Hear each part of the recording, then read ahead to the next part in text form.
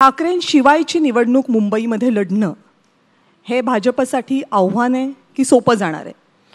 मी मगाशीच म्हटलं प्रत्येक निवडणूक वेगळी असते, पण मला आठवण करून द्यायला लागेल, ठाकरे विना आम्ही 2014लाही मुंबईत जिंकलो, ठाकरे विना 2017च्या महानगरपालिकेत आम्हाला प्रचंड यश मिळालं आहे, किंबहुना आम्हाला यशच ठाकरे विना मिळालेलं आहे.